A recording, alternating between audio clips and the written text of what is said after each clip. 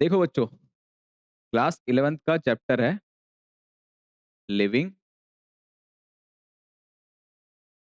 World.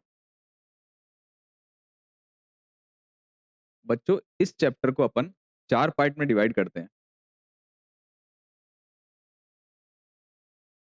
First one is what is living.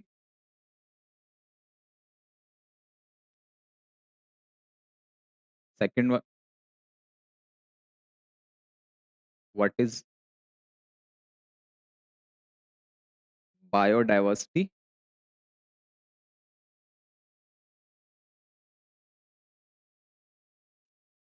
And third one is nomenclature. And fourth one is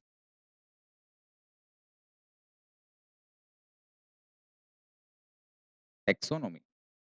देखो बच्चों, अपन किसी भी chapter को start करेंगे तो उसको पहले अपन एक हेडिंग में डिवाइड कर लेंगे, इससे आपको पढ़ने में बहुत आसानी रहेगी। जैसे 11th क्लास का चैप्टर है लिविंग वर्ल्ड, इसको अपन 4 सेक्शन में डिवाइड कर रहे हैं। What is living, what is biodiversity, nomenclature and taxonomy. ठीक है, अब अपन टॉपिक स्टार्ट करते हैं व्हाट इज लिविंग।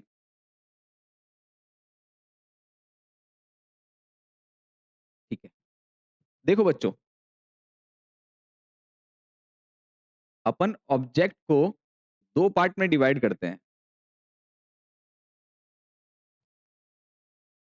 एक है लिविंग, दूसरा है नॉन लिविंग। देखो बच्चों, जैसे बात करें, ऑब्जेक्ट को अपन ने 2 पार्ट में डिवाइड कर रखा है, एक है लिविंग, दूसरा है नॉन लिविंग। तो किस बेसिस पे अपन किसी भी ऑब्जेक्ट को लिविंग कहेंगे या नॉन लिविंग कहेंगे? जैसे बात करते हैं अपन इस डिजिटल बोर्ड की, तो ये नॉन लिविंग है। और बात करते हैं मेरी, तो मैं हूं लिविंग। किस बेसिस पे आपने इस ऑब्जेक्ट को, जैसे मैं एक ऑब्जेक्ट हूं और एक बोर्ड एक ऑब्जेक्ट है, किस बेसिस पे आपने एक ऑब्जेक्ट को कह दिया लिविंग और नॉन लिविंग?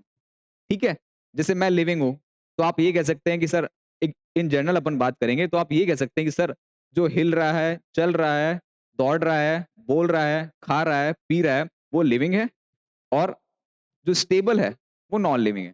ठीक है, तो इस चैप्टर में अपन बच्चों देखेंगे कि लिविंग होते कौन है, और अपन कुछ ऐसे फीचर्स पढ़ेंगे जिनके बेसिस पे अपन डिसाइड करेंगे कि वो ऑब्जेक्ट लिविंग है या वो ऑब्जेक्ट नॉन लिविंग है। ठीक है, तो अपन देखते हैं कि फीचर्स कौन कौन से हैं। इन्हीं फीचर्स के बेसिस पे अपन किसी भी किसी भी ऑब्जेक्ट को अपन डिवाइड करेंगे कि वो लिविंग कैटेगरी में आता है या नॉन लिविंग कैटेगरी में आता है। ठीक है, तो सबसे पहले अपन यहाँ कुछ फीचर्स देखेंगे। ठीक है, कुछ कैरेक्टरिस्टिक देखेंगे, उनके बेसिस पे अपन ये डिसाइड करेंगे कि वो जो ऑब्जेक्ट है वो लिविंग में आएगा कि नॉन लिविंग में आएगा। ठीक है, तो यहाँ अपन कैरेक्टर कुछ फीचर्स देख रहे हैं, कैरेक्टरिस्टिक्स। ठीक है, तो अपन बात करते हैं फीचर्स ऑफ लिविंग। देखिए बच्चों, पहले अभी अपन पूरे सारे फीचर्स हैं वो लिख देते हैं, उसके बाद में अपन एक एक करके डिस्कस करेंगे कि वो होते क्या है। ठीक है, तो कोई भी growth, number 2 is reproduction, number 3 is metabolism, number 4 is cell organisation, और नंबर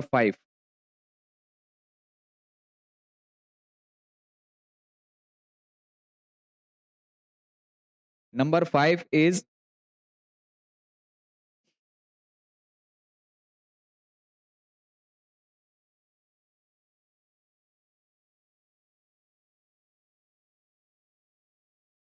कॉन्शियसनेस।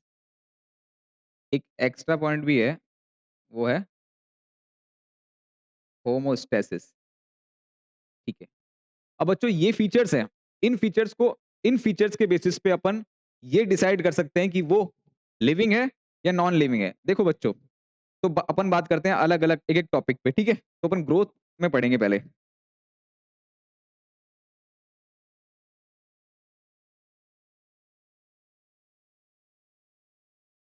देखो बच्चों, ग्रोथ का मतलब होता है बढ़ना, किसी भी चीज का बढ़ना, ठीक है?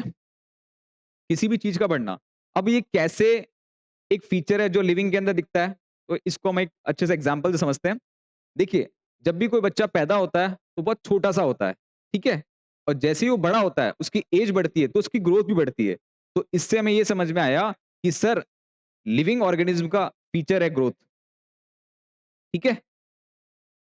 पर कभी-कभार अपन देखते हैं कि कुछ नॉन लिविंग है, जैसे स्नो माउंटेन, माउंटेन्स और सैंड ड्यून्स, उनमें भी डिपोजिशन के कारण उनकी साइज बढ़ती है, ठीक है? तो ये थोड़ा एक कंफ्यूजिंग पॉइंट है कि ग्रोथ लिविंग में भी हो रही है और नॉन लिविंग में भी हो रही है, ठीक है?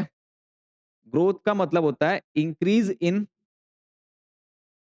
मास, वॉल्यूम एंड नंबर, ठीक है? बच्चों, जो नॉन लिविंग होते हैं, उनमें जो ग्रोथ होती है वो एक्सटर्नल होती है और एक्यूमुलेशन से या सरफेस पे किसी भी चीज के डिपोजिशन से होती है, ठीक है?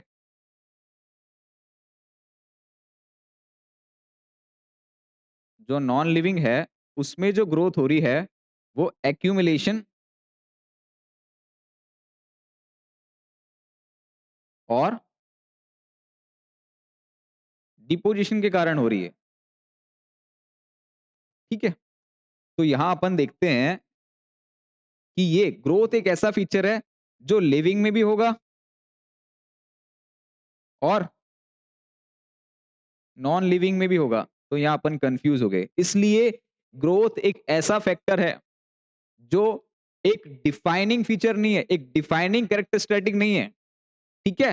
ग्रोथ, यस, ग्रोथ एक ऐसा कैरेक्टरिस्टिक, एक ऐसी प्रॉपर्टी, एक ऐसा फीचर है जो लिविंग ऑर्गेनिज्म में होता है, लेकिन यहां पर अपन देख रहे हैं कि नॉन लिविंग में भी पाया जा रहा है। अब तो ग्रोथ एक ऐसा फीचर है लिविंग ऑर्गेनिज्म का जो डिफाइनिंग फीचर नहीं है। तो अब कैसा फीचर है? ग्रोथ एक फंडामेंटल कैरेक्टरिस्टिक है लिविंग ऑर्गेनिज्म का, ठीक है? अब देखो बच्चों, यहां देखो, ग्रोथ है वो दो टाइप की है। एक है इंटरनल और एक है एक्सटर्नल। जो एक्सटर्नल ग्रोथ है बच्चों, वो होगी नॉन लिविंग में, और इंटरनल है वो होगी लिविंग में, ठीक है? इंटरनल को ही दो पार्ट में और डिवाइड कर दिया। एक है कंटिन्यूअस और एक है लिमिटेड। देखो बच्चों, कंटिन्यूअस जो ग्रोथ होगी वो प्लांट्स में होती है मेनली, और जो लिमिटेड ग्रोथ होती है वो ह्यूमंस में आपने देखा होगा या कुछ हायर एनिमल्स में होती है, ठीक है? तो ग्रोथ एक ऐसा कैरेक्टरिस्टिक है जो लिविंग ऑर्गेनिज्म में बहुत ही फंडामेंटल तरीके से पाया जाता है, ठीक है? अब अपन देखेंगे, जैसे प्लांट में अपन देखते हैं, एक थोड़ा और एग्जांपल ले लेते हैं। जैसे प्लांट में देखते हैं, अपन अपने गार्डन में एक छोटा एक गमला लेके आते हैं, ठीक है? तो उसमें अपन सीड्स डालते हैं किसी प्लांट के, और फिर अपन 2-4 महीने बाद देखते हैं तो उसकी हाइट बढ़ जाती है, वो ग्रो कर जाता है। तो ग्रोथ एक तरह का कैरेक्टरिस्टिक है, एक फंडामेंटल फीचर है लिविंग ऑर्गेनिज्म का। इसके बेसिस पे अपन ऑब्जेक्ट को डिफाइन कर सकते हैं कि ये लिविंग में आएगा, ये नॉन लिविंग है। पर ये एक ऐसा फीचर है ग्रोथ जो लिविंग में भी प्रेजेंट होगा और नॉन लिविंग में भी होगा। इसलिए ये एक डिफाइनिंग फीचर नहीं है, ये एक फंडामेंटल फीचर है, ठीक है? अब बच्चों, अगले फीचर पे आते हैं अपन।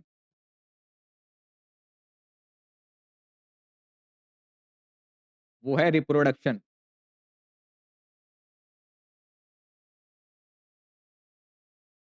रिप्रोडक्शन बच्चों एक लाइफ प्रोसेस है, ठीक है?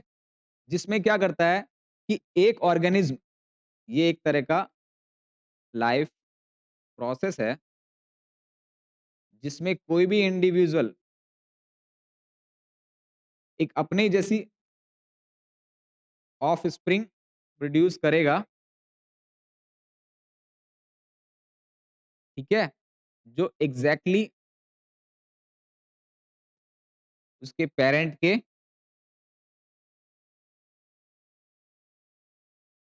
सिमिलर हो, ठीक है?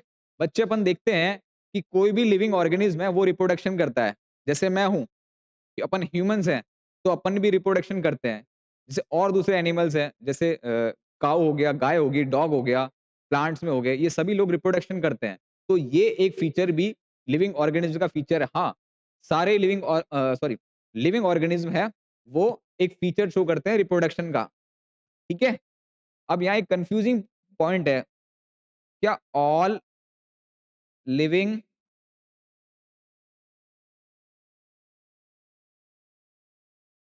ऑर्गेनिज़्म रिप्रोडक्शन करते हैं क्या? क्या सारे ही लिविंग ऑर्गेनिज्म रिप्रोडक्शन करते हैं क्या?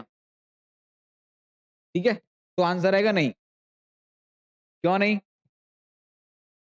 एग्ज़ाम्पल अपन देखते हैं, ठीक है? एक्सेप्शन है सॉरी ये। एक्सेप्शन अपन देखते हैं ट्रांसजेंडर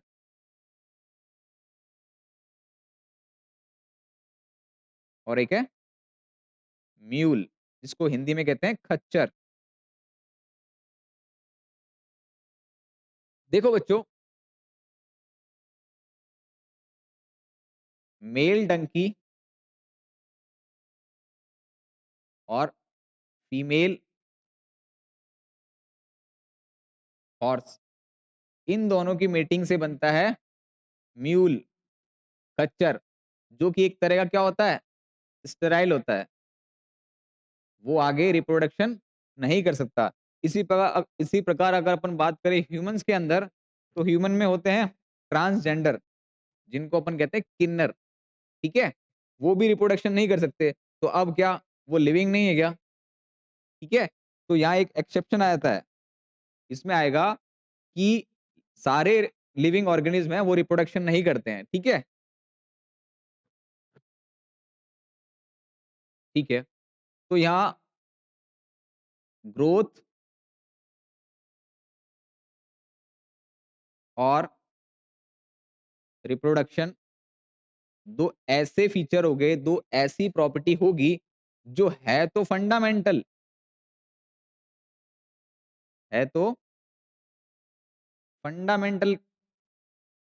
कैरेक्टर किसका? लिविंग का, ठीक है? लेकिन ये डिफाइनिंग फैक्टर नहीं है बच्चों। कई बार ऐसा क्वेश्चन आता है कि जो लिविंग ऑर्गेनिज्म के जो फीचर्स हैं, जो कैरेक्टरिस्टिक हैं, कौन से ऐसे कैरेक्टरिस्टिक हैं जो डिफाइनिंग नहीं है, ठीक है? तो उसमें आप ग्रोथ और रिप्रोडक्शन में से टिक करोगे, ठीक है? ये और है तो फंडामेंटल, ठीक है? कैरेक्टरिस्टिक तो है, लेकिन ये फंडामेंटल कैरेक्टरिस्टिक है। ये फंडामेंटल फीचर्स हैं किसी भी लिविंग ऑर्गेनिज्म के, पर ये डिफाइनिंग फीचर नहीं है बच्चों। ये क्वेश्चन पूछा गया है, ठीक है? 4 ऑप्शन देगा, उसमें से एक ऑप्शन देगा ग्रोथ, ठीक है? तो उसमें से पूछेगा कि कौन इन कैरेक्टरिस्टिक में, इन फीचर्स में से लिविंग ऑर्गेनिज्म के कौन-सा ऐसा फीचर है जो डिफाइनिंग फीचर नहीं है? तो तुम क्या बोलोगे? ग्रोथ और रिप्रोडक्शन, ठीक है? अब देखो बच्चों, कुछ ये मल्टी सेलुलर ऑर्गेनिज्म के अंदर तो अपन ग्रोथ और रिप्रोडक्शन को थोड़ा सेपरेटली पढ़ते हैं। जो अपन जो सेलुलर ऑर्गेनिज्म है, उनमें तो अपन ये दोनों कैरेक्टरिस्टिक ग्रोथ हुआ और रिप्रोडक्शन को थोड़ा सेपरेटली पढ़ते हैं। लेकिन जो यूनिसेलुलर है, जैसे अमीबा हो गया, जो यूनिसेलुलर ऑर्गेनिज्म है, यूनिसेलर सेलुलर ऑर्गेनिज्म, उसमें ग्रोथ एंड रिप्रोडक्शन सेम होता है बच्चों। जैसे ये एक अमीबा, ठीक है? इसका सेल डिवीजन हुआ, ये डिवाइड हो गया 2 में, तो ये हो गया इसका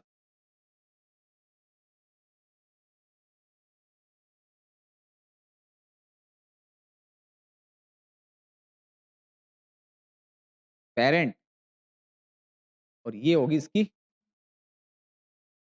ऑफस्प्रिंग, ठीक है? तो ये यहाँ इसने बच्चों यूनिसेलुलर के अंदर, ठीक है?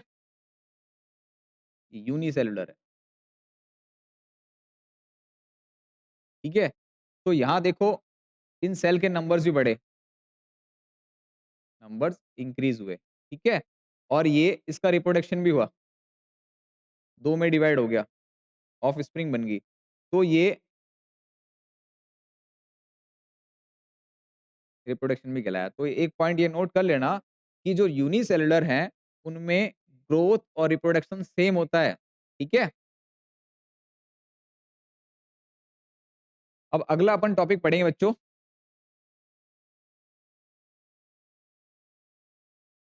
मेटाबॉलिज्म। ये अगला कैरेक्टरिस्टिक है। देखो मेटाबॉलिज्म में क्या होता है कि एक 2 रिएक्शन है, उनका कंबाइंड फॉर्म है मेटाबॉलिज्म। मेटाबॉलिज्म अपने आप में कुछ नहीं है। ये 2 रिएक्शन से मिलके बना होता है और मेटाबॉलिज्म के अंदर कौन-कौन सी 2 रिएक्शन होती हैं?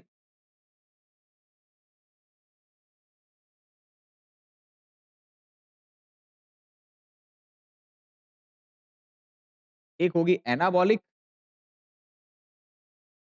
एक होगी कैटाबॉलिक रिएक्शन, ठीक है? मेटाबॉलिज्म में क्या होगा, इन दोनों रिएक्शन का ही कॉम्बिनेशन है मेटाबॉलिज्म, ठीक है? तो मेटाबॉलिज्म को पढ़ने के लिए अपन इन दोनों रिएक्शन को सेपरेटली पढ़ेंगे, ठीक है? देखो एनाबॉलिक जो रिएक्शन होती है बच्चों, कंस्ट्रक्टिव रिएक्शन होती है।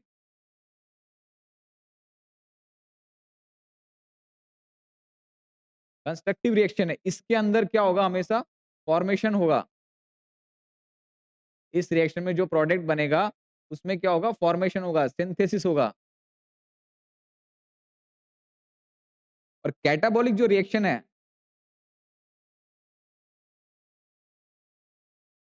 उस रिएक्शन के प्रोडक्ट जो जो रिएक्शन कंप्लीट होगी, उसमें क्या होगा, किसी भी रिएक्टेंट का जो फाइनल प्रोडक्ट निकलेगा उसमें ब्रेकडाउन होगा, ठीक है?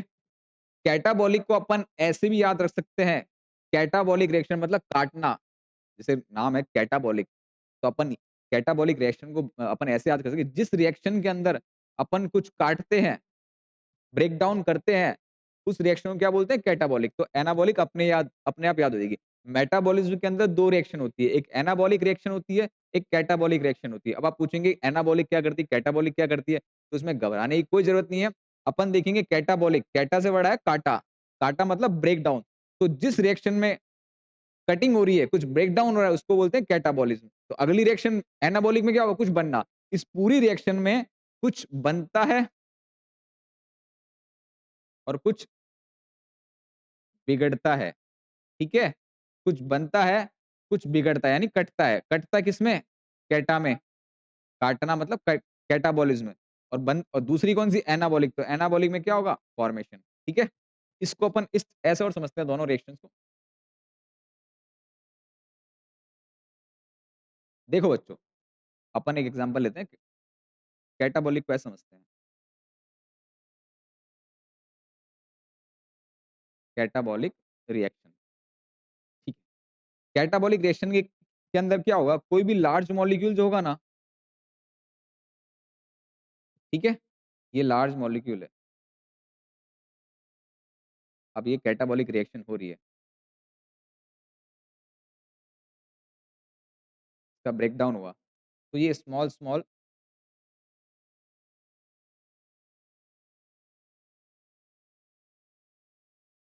ठीक है? लार्ज से ये सिंपल में कन्वर्ट हो गया। इस रिएक्शन को अपन क्या बोलेंगे कि सर ये मेटाबॉलिज्म रिएक्शन की कौन-सी टाइप की रिएक्शन है? Catabolic reaction.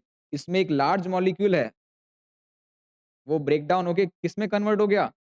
सिंपल में। इसका एक एग्ज़ाम्पल मैं अगर दूँ, तो बच्चों बोलोगे सर डाइजेशन। ठीक है, बहुत अच्छी बात है। डाइजेशन में क्या होता है? जो लार्ज मॉलिक्यूल होते हैं, वो उनका ब्रेकडाउन होता है, ठीक है? और ब्रेकडाउन किसकी हेल्प से होगा? एंजाइम की हेल्प से। इस पूरी रिएक्शन के जो टाइप को बोलेंगे, अपन बोलेंगे कैटाबॉलिक। क्यों बोलेंगे? क्योंकि इसमें क्या हो रहा है, किसी चीज़ का ब्रेकडाउन हो रहा है। जो अपन ने खाना खाया था, फूड अपन ने खाया था, उसका ब्रेकडाउन हुआ। तो इस रिएक्शन का जो टाइप होगा, वो क्या होगा? कैटाबॉलिक रिएक्शन, ठीक है? अब देखो ये ब्रेकडाउन हो गया, लार्ज से कॉम्प्लेक्स से ये सिंपल में कन्वर्ट हो गया। अब इस सिंपल से ये ब्लड में जाएगा एब्जॉर्प्शन के थ्रू, ठीक है? और उससे ये एक लार्ज मॉलिक्यूल बना लेगा, जैसे मसल हुआ। जैसे यहाँ एक एग था, अपन ने एग खाया, एग का ब्रेकडाउन हुआ, तो अपन को क्या मिला? Amino acid. क्या मिला? Amino acid. अब इस अमीनो एसिड आपस में फिर मिल के, जैसे मसल रिपेयर में और मसल बिल्डिंग ब्लॉक होते हैं प्रोटीन एक तरह के, तो ये अमीनो एसिड फिर न्यूट्रिएंट की फॉर्म में बॉडी में एब्ज़ॉर्ब होंगे ब्लड के थ्रू, और फिर जहाँ-जहाँ रिक्वायरमेंट होगी अपनी बॉडी के ग्रोथ के लिए और किसी और चीज़ के रिपेयर के लिए, तो ये अमीनो एसिड जाके फिर इसको क्या देंगे? प्रोटीन।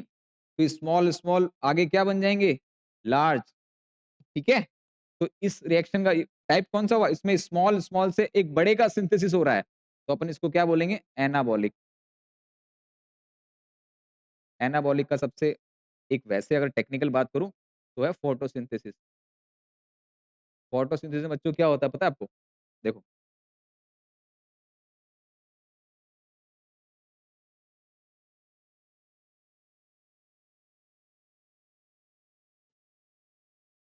एनाबॉलिक का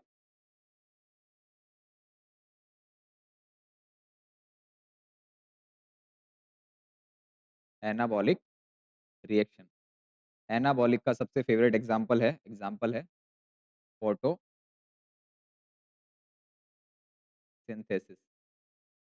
इसमें क्या होता है? इसमें कार्बन डाइऑक्साइड, ठीक है? और H2O मिलके और क्या बनाते हैं? ग्लूकोज़। तो ये स्मॉल-स्मॉल मिले, ठीक है? और क्या बना दिया? लार्ज। स्मॉल मिलाते जाओ और लार्ज बनाते जाओ, ठीक है? तो इसमें क्या होगा? सिंथेसिस हो रहा है, दूसरी वाले में क्या होगा? ब्रेकडाउन होगा। तो इन दोनों का कंबाइंड फॉर्म क्या कहलाएगा? मेटाबॉलिज़्म। देखो बच्चों इसमें कन्फ्यूज़ मत होना कि क्या एनाबॉलिक होता है और क्या कैटाबॉलिक होता है। इन दोनों को कंबाइंडली कहते हैं अपन मेटाबॉलिज़्म। जैसे एक कपल है, तो इस कपल में एक हस्बैंड है, एक वाइफ है, दोनों मिलके क्या कहला रहे हैं? कपल। इसी तरह एनाबॉलिक और कैटाबॉलिक दोनों मिलके क्या बना रहे हैं? मेटाबॉलिज़्म, ठीक है? अगला अपन फीचर देखेंगे बच्चों, चौथा सेल ऑर्गेनाइजेशन। देखो बच्चों, सेल ऑर्गेनाइजेशन एक ऐसा फीचर है, एक बेसिक फीचर है लिविंग ऑर्गेनिज्म का।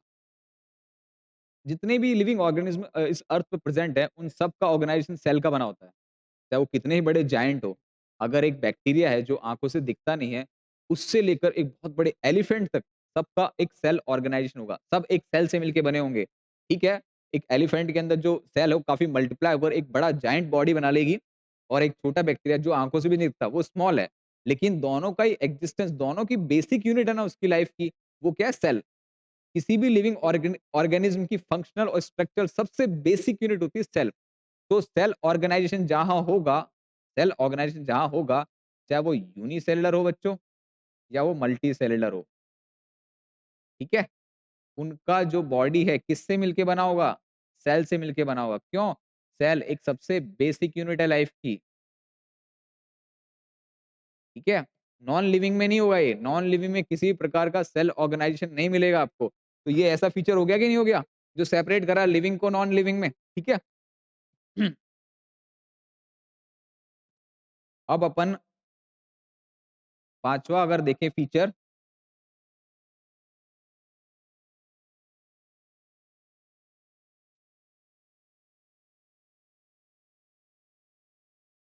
कॉन्शियसनेस, या बात करें अवेयरनेस। देखो बच्चों ये जो फीचर है ना, ये भी लिविंग ऑर्गेनिज्म का बहुत डिफाइनिंग फीचर है, क्योंकि हर एक लिविंग ऑर्गेनिज्म अपने एक्सटर्नल एनवायरनमेंट की तरफ और एक्सटर्नल जो स्टिमुलाई होते हैं उसके अगेंस्ट रिस्पॉन्स शो करता है, चाहे वो प्लांट करे, चाहे एनिमल करे, कि यूनिसेलुलर करे कि मल्टीसेलुलर करे, ठीक है? जैसे बात करूँ प्लांट की, ठीक है? कोई प्लांट है, सपोज करो इस तरह का कोई प्लांट है, ठीक है?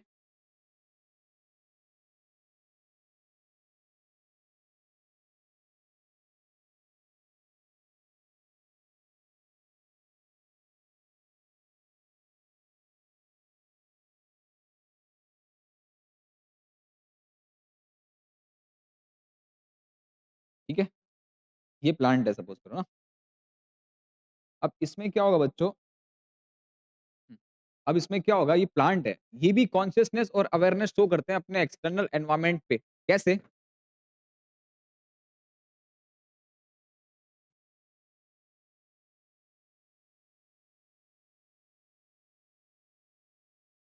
हुँ, कैसे? सपोज़ करो ये प्लांट है, सपोज़ करो ये प्लांट है, बहुत तेज़ जब गर्मी पड़ेगी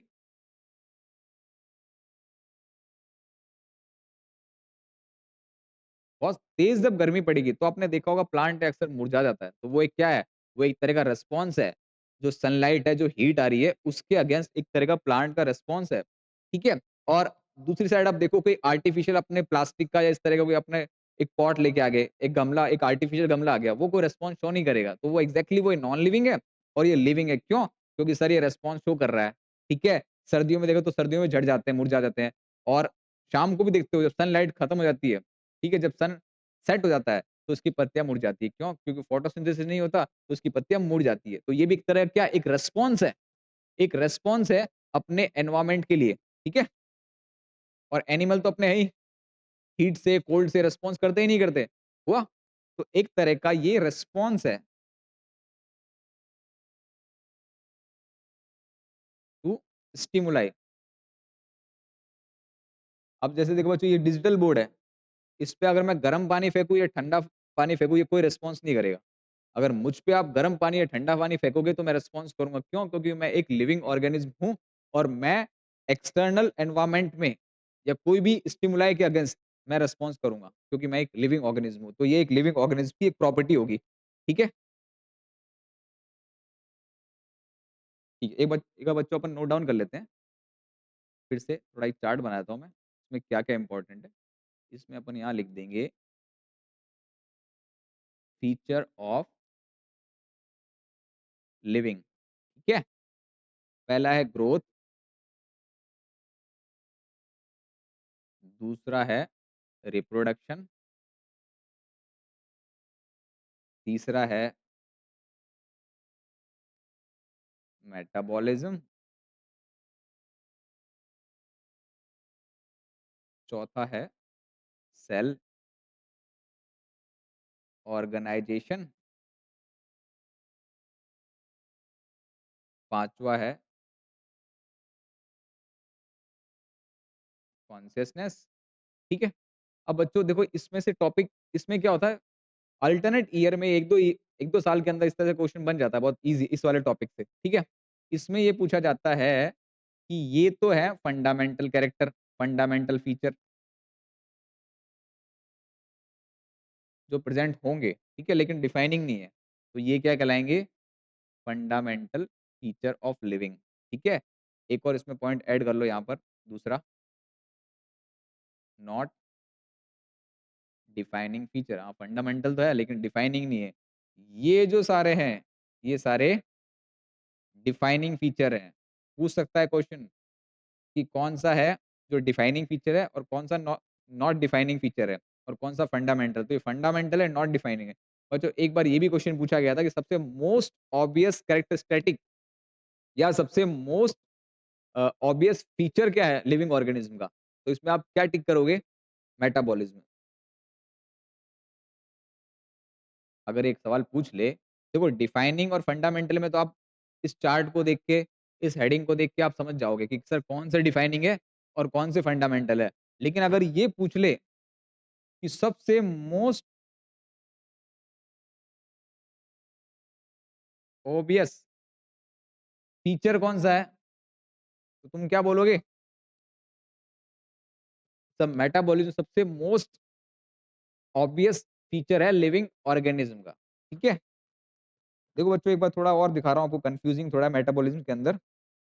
कई कभार ये सवाल पूछ लेते हैं।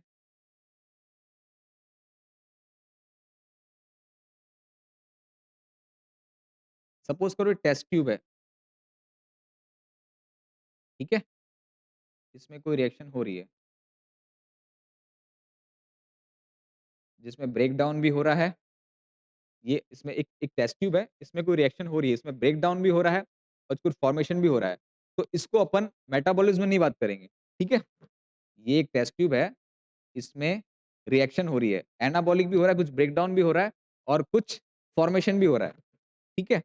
तो इस केस में अपन क्या बोलेंगे इसको कि ये मेटाबॉलिज्म है, क्योंकि मेटाबॉलिज्म तो एक तरीके की ग्रुप ग्रुप ऑफ रिएक्शन है। कौन सी ग्रुप ऑफ रिएक्शन है? कैटाबॉलिक और एनाबॉलिक का। तो सर यहाँ हम इस टेस्ट ट्यूब में करवा देते हैं ना बाहर, तो आप इसको लिविंग ऑर्गेनिज्म बोलोगे क्या? नहीं, इसको लिविंग ऑर्गेन देखो इस केस में क्या ये क्वेश्चन पूछ सकता है। इस केस में अपन क्या करेंगे कि सर ये है तो लिविंग रिएक्शन, ठीक है? ठीक है? रिएक्शन है वो लिविंग है, पर ये जो मेटाबॉलिज्म है वो बॉडी से बाहर हो रहा है। इन विट्रो हो रहा है ये।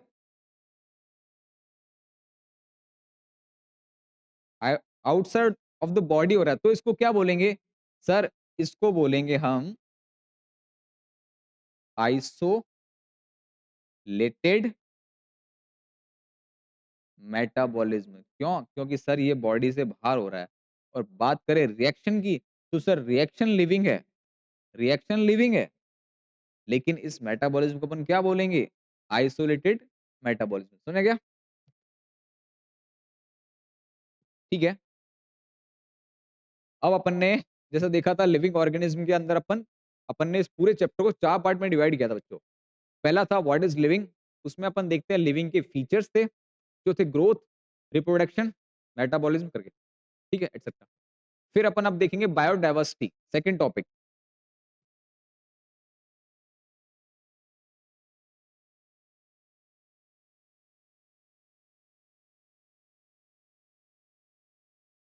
बायोडायवर्सिटी। देखो बच्चों, जब भी अपन क्लासिफिकेशन पढ़ेंगे ना तो इसमें इसका बहुत बड़ा रोल है, ठीक है, बायोडायवर्सिटी का। एक्चुअली ये क्या है कि पूरी क्लासिफिकेशन का एक तरह से बेस ही है बायोडायवर्सिटी। इसको अपन बहुत सिंपल वे में समझते हैं। आप देखो, अपन इस पूरे को ब्रेक कर लेते हैं बच्चों पहले, ठीक है? ये 2 वर्ड से मिलके बना है, ठीक है? एक है बायो, बायो का मतलब होता है लाइफ, ठीक है? बायो का मतलब होता है लाइफ, लाइफ का सीधा सा मतलब है ऑर्गेनिज्म, ठीक है? डाइवर्सिटी का मतलब होता है बच्चों डिफरेंट वैरायटी, बायो डाइवर्सिटी, ये 2 वर्ड से मिलके बना होता है। एक है बायो, एक है डाइवर्सिटी। बायो का मतलब हो गया लाइफ, लाइफ का मतलब हो गया लिविंग ऑर्गेनिज्म, डाइवर्सिटी का मतलब हो गया डिफरेंट वैरायटी। देखो, इसको समझने से पहले सबसे पहले अपन इसका एक अपोजिट बनाते हैं बच्चों। सॉरी डाइवर्सिटी को समझने से पहले इसका एक अपोजिट बनाते हैं। उसका मतलब होता है यूनिफॉर्म। कोई चीज़ यूनिफॉर्म है मतलब एक समान है, यूनिफॉर्मिटी है, और इसका डाइवर्सिटी मतलब डिफरेंट वैरायटी है। इसको अपन एक सिंपल एग्जांपल समझते हैं। सपोज़ करो अपन एक स्कूल में गए, डीपीएस स्कूल में, वहाँ पर प्रिंसिपल साहब ने ये बोला कि सब बच्चे एक यूनिफॉर्म पहन के आएँगे, कोई भी कलरफुल ड्रेस पहन के नहीं आएगा, ठीक है? तो वहाँ पर जो ड्रेस है, स्कूल की ड्रेस है, वो यूनिफॉर्म है बच्चों। ठीक है साहब, यूनिफॉर्म पहन ली। दूसरी स्कूल है, उसमें नए-नए एडमिशन हुए हैं, यूनिफॉर्म बन के नहीं आई है, ठीक है? दोनों ही स्कूल में एक डीपीएस है, एक आरपीएस है। यहाँ ड्रेस कंपल्सरी है, पहले दिन से ड्रेस बोल दिया अपन को, ठीक है? यहाँ ड्रेस अभी बन के नहीं आई है, तो इसको बोला कि जो घर में ड्रेस है वो पहन के आ जाइए, ठीक है अपन? आरपीएस के अंदर, तो ये नॉर्मल ड्रेस में आ गए अपन। और दोनों ही स्कूल में बच्चों हज़ार-हज़ार बच्चे हैं। अब अपन क्या देखेंगे, मैं ऑब्जर्व करने गया, मैं डीपीएस में गया, तो वहाँ पर सब बच्चों की यूनिफॉर्म थी। 1000 बच्चे थे, लेकिन सभी बच्चे एक जैसी यूनिफॉर्म पहन के आए थे। लेकिन मैं आरपीएस स्कूल में गया, तो वहाँ मैंने देखा कि बहुत डिफरेंट वैरायटी के ड्रेस पहन के आए थे बच्चे। तो इस स्कूल के ऑब्जर्वेशन से मुझे ये पता लगा ना कि जो ड्रेस है, सर डीपीएस स्कूल में तो यूनिफॉर्म है, सबकी एक जैसी है, बहुत बोरिंग है, सब एक जैसे दिखते हैं, ठीक है? इस स्कूल में मैं गया, तो यहाँ जो ड्रेस थी मुझे, जो ड्रेस थी वो डिफरेंट वैरायटी की मिली। जो डिफरेंट वैरायटी की मिली। तो यहाँ अपन बात करते हैं एक ड्रेस के रेफरेंस, अगर मैं ड्रेस का रेफरेंस देता हूँ, तो यहाँ इस वाली स्कूल में तो यूनिफ़ॉर्म था और इस वाली स्कूल में बहुत डाइवर्स था, ठीक है? और अगर और अपन डाइवर्सिटी की बात करें, यहाँ तो अपन लाइफ़ की डाइवर्सिटी की बात करेंगे, इस वर्ड को समझ लेते हैं पहले, ठीक है? अगर अपन देखते हैं तो अपना इंडिया है, वो भी एक कल्चरली बहुत डाइवर्स कंट्री है। हर देश के अलग-अलग कोने में, स्टेट में एक अलग-अलग कल्चर को फ़ॉलो करने वाले लोग रहते हैं, ठीक है? तो अपन ये कहेंगे कि अपना जो इंडिया है वो कल्चरली बहुत डाइवर्स। इसी तरह बायोडायवर्सिटी की बात करें तो बच्चों इस पूरे अर्थ पर जो लिविंग ऑर्गेनिज़्म प्रेज़ेंट है, उनकी बहुत सारी वैरायटी है। इसी वैरायटी इसी वैरायटी को इसी लिविंग ऑर्गेनिज़्म की वैरायटी को अपन क्या बोलेंगे? बायोडायवर्सिटी। मतलब इस पूरे अर्थ पर अगर अपन यहाँ रहे, इंडिया में रहे, तो यहाँ कुछ और लिविंग ऑर्गेनिज्म है, अगर अपन दूसरे कॉन्टिनेंट में और दूसरे स्टेट में चले जाएँगे, तो वहाँ एक अलग वैरायटी की स्पीशीज़ या ऑर्गेनिज्म अपन को मिलेंगे। जैसे फॉर एग्ज़ाम्पल कंगारू की अपन बात करते हैं, तो कंगारू अपन को ऑस्ट्रेलिया में मिलेंगे, अपने इंडिया में नहीं मिलेंगे। इसी तरह हर स्टेट की जो ज्योग्राफिकली उसकी जो कंडीशन है, उस पे डिपेंड करती है स्पीशीज़ की। स्पीशीज़ डिपेंड करेगा। जैसे ऑस्ट्रिच है, वो बाहर मिलेगा और अपने यहाँ अगर अपन राजस्थान की बात करें तो जैसे बादाम हुआ, केसर हुआ, इस तरह की जो जो फ्रूट्स है वो नहीं मिलेंगे। उनकी फार्मिंग नहीं होती। क्यों नहीं होती? वो ज्योग्राफिकली उसको फ़ेवर नहीं करते। तो डाइवर्सिटी तो हुई ना? इसी तरह अगर अपन बात करें तो बायोडायवर्सिटी का मतलब बच्चों सीधा सा ये होगा कि लिविंग ऑर्गेनिज़्म की इस पूरी अर्थ पे कितनी वैरायटी ऑफ के लिविंग ऑर्गेनिज़्म मिलते हैं। ठीक है? उनकी डाइवर्सिटी को ही बायोडायवर्सिटी कहते हैं।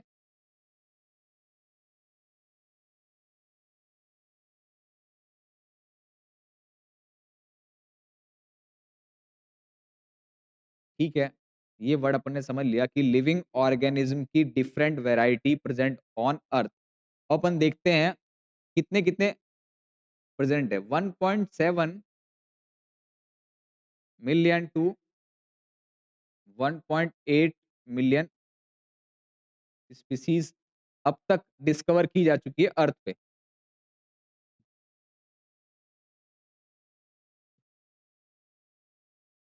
ठीक है? 1.7 मिलियन टू 1.8 मिलियन स्पीशीज अब तक डिस्कवर की जा चुकी है। तो बात करें तो अपन ये हो गया 17 लाख से 18 लाख स्पीशीज अब तक डिस्कवर की जा चुकी है बच्चों, ठीक है? कुछ-कुछ साइंटिस्ट का ये कहना है कि साहब इतनी तो डिस्कवर की जा जा चुकी है, लेकिन इतनी की पॉसिबिलिटी है,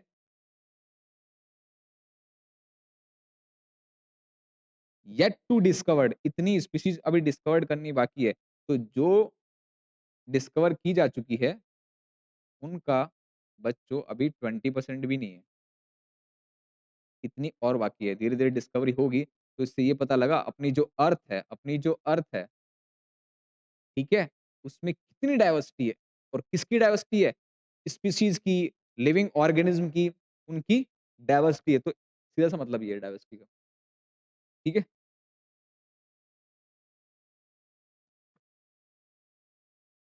जैसे एक एग्ज़ाम्पल से और समझते हैं अपन। जैसे एक क्लासरूम की बात करूँ, ठीक है? एक क्लासरूम की बात करता हूँ। मैंने एक स्टूडेंट है, जिसका नाम है राम। उसको एक टास्क दिया कि बच्चों देख के आओ कि तुम्हें क्लासरूम के अंदर कितनी-कितनी स्पीशीज़ दिखी। तो बच्चा कहेगा कि सर मुझे कुछ तो स्टूडेंट दिखे, ठीक है? कुछ मुझे चींटियाँ दिखी, ज़मीन पे चलती हुई, कुछ मुझे दीवारों पे छिपकलियाँ दिखी, ठीक है? और कुछ गेट के बाहर में कुछ प्लांट के पॉट रखे हुए थे, रोजेस रखे हुए थे, ठीक है? इस तरह राम ने एक क्लासरूम के अंदर राम ने देखा कि सर मुझे 5 तरह के 5 टाइप के मुझे ऑर्गेनिज़्म दिखे। ये 5 तरह की मुझे स्पीशीज़ दिखाई दी। अब मैं राम को कहता हूँ कि बच्चे आज पूरी स्कूल का अपन को ऑब्जर्वेशन करना है कि पूरी स्कूल के अंदर तुझे क्या-क्या दिखा। क्लास में तो ये कि बहुत लिमिटेड रूम है, तो तुम्हें क्या तो ह्यूमन दिखेंगे, क्या कुछ चींटियाँ दिखेंगी, कुछ मकड़ियाँ दिखेंगी या कुछ छिपकलियाँ दिखेंगी। लेकिन इसी बच्चे को मैं बोलता हूँ कि बच्चे अब तेरे को स्कूल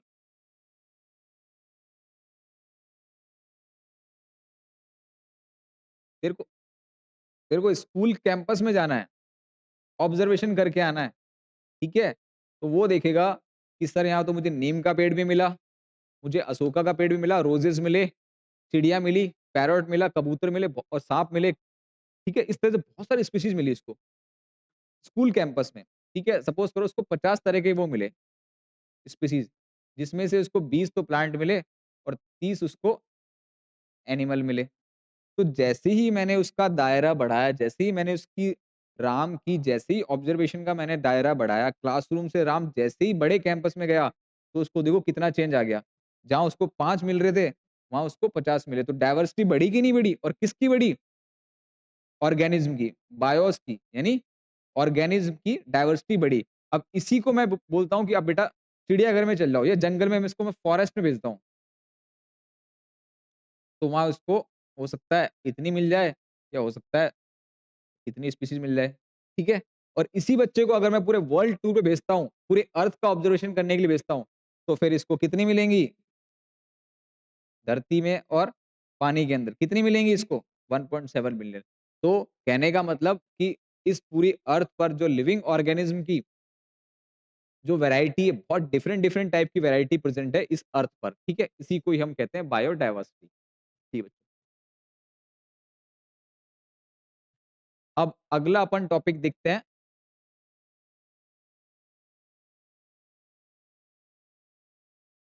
नॉमनक्लेचर।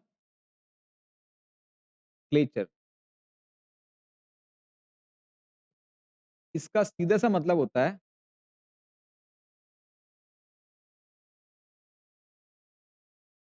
नेमिंग। इसका सीधा-सा मतलब होता है नेमिंग, नोमेनक्लेचर। देखो, सबसे पहले तो अपन ने पढ़ लिया लिविंग के बारे में कि what is living, what is non living.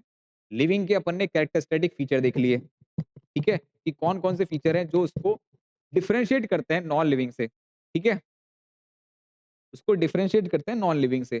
फिर अपन ने पढ़ा व्हाट इज़ बायोडायवर्सिटी। बायोडायवर्सिटी अपन ने देख लिया कि सर डिफरेंट वैरायटी है जो लिविंग ऑर्गेनिज़्म की, उसी को हम बायोडायवर्सिटी कहते हैं, ठीक है? बहुत अच्छे। और फिर अपन ने देखा कि नोमेनक्लेचर। नोमेनक्लेचर बेसिकली क्या होता है? एक नेमिंग होता है। किसी भी स्पीशीज़ को, किसी भी ऑर्गेनिज़्म को एक प्रॉपर साइंटिफिक नेम देना ही नोमेनक्लेचर कहलाता है। ठीक है? अब अपन देखेंगे सर नोमेनक्लेचर की रिक्वायरमेंट अपन को क्यों पड़ी? देखो बच्चों, एक अलग-अलग रीजन में एक अलग-अलग स्पीशीज़ का अलग-अलग नाम होता है। जैसे बात करूँ मैं राजस्थान में, तो यहाँ पर एक आकड़े का पौधा है, उसको कुछ और कहते हैं, जिसे आकड़ा कहते हैं। और बात करूँ मैं वेस्ट बंगाल का, तो वहाँ उसका कुछ और नाम होगा। ठीक है? इस तरह से नाम से, इस तरह से कॉमन नेम से क्या होता है बच्चों, एक तरह का कन्फ्यूजन क्रिएट होता है। ठीक है? एक इंटरनेशनल स्टेज पे, एक इंटरनेशनल लेवल पे अगर अपन बात करें, वहाँ सभी एक अलग-अलग कंट्री से जैसे साइंटिस्ट आए हुए हैं और अपन जैसे इंडिया से कोई साइंटिस्ट गया, तो बताएगा सर वहाँ कुछ प्रेजेंटेशन चल रहा है, तो स्लाइड आई कि सर ये नीम का पेड़ है, ठीक है? तो अब इंडिया वाले जो साइंटिस्ट है, तुम क्या एक्सपेक्ट कर रहे हो? वो यही कहेगा कि ये तो सर नीम का पेड़ है, ठीक है? लेकिन कोई इंग्लैंड का, कोई पाकिस्तान का, कोई कोई श्रीलंका का, वो इसको कुछ और नाम से जाने। तो पूरे एक स्टेज पर एक तरह का chaos क्रिएट हो जाएगा, एक तरह का कन्फ्यूजन क्रिएट हो जाएगा कि इसको कहते क्या है? इसलिए साइंटिस्ट ने पता लगाया कि भैया डाइवर्सिटी तो इतने सारे जब लिविंग ऑर्गेनिज्म प्रेजेंट हैं ऑलरेडी, ठीक है? उनको सभी को पढ़ना इतना डिफिकल्ट हो रहा है और इनके एक-एक लिविंग ऑर्गेनिज्म के अपने-अपने ज्योग्राफिकल कॉमन एरिया के कारण इतने-इतने वैरायटी के नाम हो जाएँगे, तो फिर कितना कन्फ्यूजन क्रिएट हो जाएगा, ठीक है? एक नीम के पेड़ को इंडिया वाला नीम कहेगा, पाकिस्तान वाला कुछ और कहेगा। इससे क्या होगा, एक बहुत बड़ा कन्फ्यूजन क्रिएट हो जाएगा। तो फिर साइंटिस्टों ने पता लगाया कि सर ऐसा करते हैं कि एक किसी भी स्पीशीज़ का, ठीक है, उसका एक कॉमन नेम रहने दो, लेकिन एक साइंटिफिक, एक यूनिवर्सल, एक मोस्ट एक्सेप्टेड नेम ऐसा करते हैं जिससे कन्फ्यूजन क्रिएट ना हो। उसी को अपन क्या कहते हैं? नोमेनक्लेचर। इसको अपन एक और एग्जांपल समझते हैं। सपोज़ करो एक स्कूल में एक लड़का है महेश, ठीक है? और महेश का घर पे नाम है पिंटू। अब पिंटू की मम्मी टिफ़िन लेके आती है। स्कूल का जो गार्ड होता है वो उसको बीच में ही रोक लेता है, "साहब कहाँ जाना है?" बोले, "मेरे बच्चे को टिफ़िन देने जाना है।" बच्चे का नाम क्या है? पिंटू। तो गार्ड नहीं पहचानता, ये पिंटू कौन है? अब गार्ड बोलता है कि आपके बच्चे का स्कूल का नेम बताओ। तो उसकी मदर कहती है महेश। गार्ड साहब इस पूरी स्कूल में अनाउंसमेंट करते हैं, तो 10-15 महेश निकल के बाहर आ जाते हैं। अब और कन्फ्यूज़न हो गया। गार्ड फिर कहता है कि कि मैम आपके बच्चे के फादर का नाम बताइए। तो फादर का नाम बताती है रमेश। Mahesh son of Ramesh. अब वो एग्ज़ैक्टली एक ही महेश सन ऑफ रमेश निकल के आएगा। इससे क्या हुआ? इससे ये हुआ उसका एक स्टैंडर्ड नाम हो गया, तो उसके आइडेंटिफिकेशन में बहुत ईज़ हो गया। कोई कन्फ्यूज़न नहीं हुआ। समझ रहे हो मेरी बात? इससे नोमेनक्लेचर से फ़ायदा क्यों हुआ कि किसी भी स्पीशीज़ का, किसी भी ऑर्गेनिज़्म का एक अपन स्टैंडर्ड और एक साइंटिफिक यूनिवर्सल नेम दे देते हैं, तो उससे कन्फ्यूज़न क्रिएट नहीं होता। अगर अगर ऐसा ना हो, तो एक ही स्पीशीज़ को तरह-तरह के नाम से जाना जाएगा, तो बहुत बड़ा कन्फ्यूज़न क्रिएट हो जाएगा। इसी को कहते हैं नोमेनक्लेचर, नामकरण जिसको हिंदी में भी कहते हैं, ठीक है? अब क्या होगा?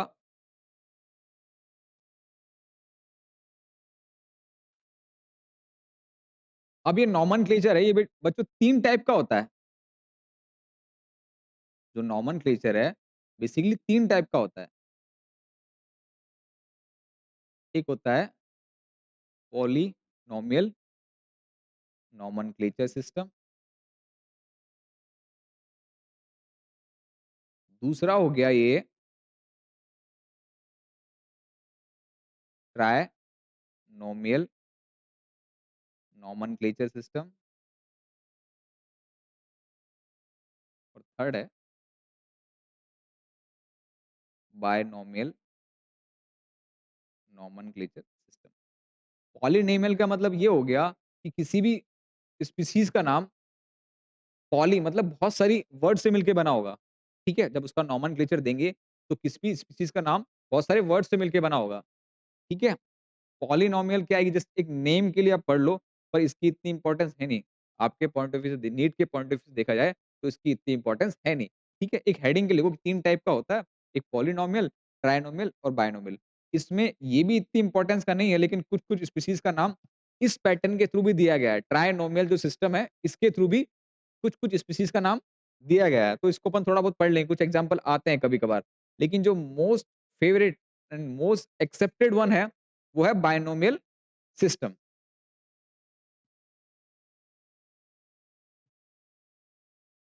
तो अपन पढ़ेंगे बायनोमियल सिस्टम के बारे में।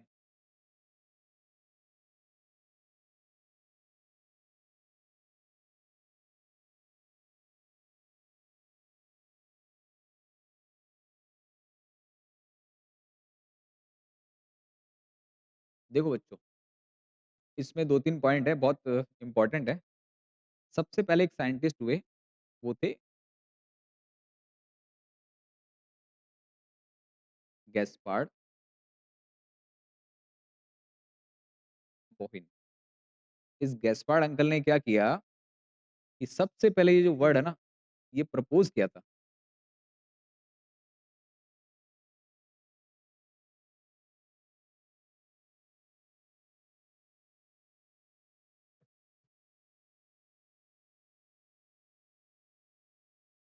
ठीक है? गैस्पार्ड बोहिन ने सबसे पहले ये वर्ड है जो प्रपोज़ किया था अपनी एक बुक में, जिसका नाम है फ़ीनेक्स, ठीक है? इसने फर्स्ट प्रपोज़ किया था वर्ड बायनोमियल, और उस बुक का नाम था फ़ीनेक्स, ठीक है? लेकिन यहाँ थोड़ा कन्फ्यूज़न क्रिएट होता है। पूरा जो क्रेडिट है, वो ले लेते हैं कार्ल लिनियस अंकल। इसने सबसे पहले ये वर्ड, ये सिस्टम है जो दिया था। फर्स्ट गिवन बाय, बच्चों क्वेश्चन थोड़ा कंफ्यूजिंग वाला आ सकता है कि फर्स्ट प्रपोज किसने किया था? तो नाम आएगा गैस्पार्ड बोहिन ने, और कौन सी बुक थी? पाइनेक्स, ठीक है? और फर्स्ट ये सिस्टम दिया किसने था यूज़ कर? वो आ गया first given by Karl Linnaeus. अब ये तो बिहाइंड सीन थे, जो गैस्पार्ड बोहिन थे, वो बिहाइंड द सीन थे। उन्होंने प्रपोज़ तो कर दिया ये, ठीक है? लेकिन दिया नहीं, समझ रहे हो? जैसे कोई मूवी आती है, तो एक्टर होता है, उसी के नाम से जानी जाती है, ठीक है? लेकिन जो उसका टाइटल डिसाइड करते हैं, वो बिहाइंड द सीन रहते हैं। उसी प्रकार ये जो गैस्पार्ड बोहिन है, इन्होंने ये प्रपोज़ किया था, ये प्रपोज़ किया था, गैस्पार्ड बोहिन ने ये वर्ड है ना, ये वर्ड, ये सिस्टम प्रपोज़ किया था, लेकिन इन्होंने दिया नहीं था। जैसे मतलब ये इन्होंने प्रपोज़ किया था इस बुक्स के अंदर, और पूरा क्रेडिट पूरा स्टडी करके, जैसे अपन कोई स्टार्टअप करते हैं, तो स्टार्टअप करते हैं तो सपोज़ करो कोई 3-4 फ्रेंड मिलके स्टार्टअप करने की सोच रहे हैं, 3-4 फ्रेंड मिलकर स्टार्टअप करने की सोच रहे हो। उसमें से एक फ्रेंड ऐसा होता है जो पूरे कॉन्सेप्ट के बारे में समझाता है कि इस तरह से अपन स्टार्टअप करेंगे, ये कोचिंग का अपन कोचिंग जैसे कोचिंग सेंटर खोलेंगे तो उस कोचिंग सेंटर का वो नाम देता है, ठीक है? और कहीं से वो टाइटल उठा लेता है। तो उसके बाद में क्या होता है कि वो स्टार्टअप से वो अलग हो जाता है या वो खोलता नहीं है या 10-15 साल वो स्टार्टअप बता के चला जाता है। अब उसके बाद कोई एक बंदा आता है, वो उस पूरे को स्टडी करता है, उस स्टार्टअप को इम्प्लीमेंट करता है, ठीक है? तो फर्स्ट प्रपोज़ बाय गैस्पार्ड बोहिन, ठीक है? इन हिज़ बुक पाइनेक्स और जो दिया किसने था? वो दिया था कार्ल लिनियस ने, ठीक है?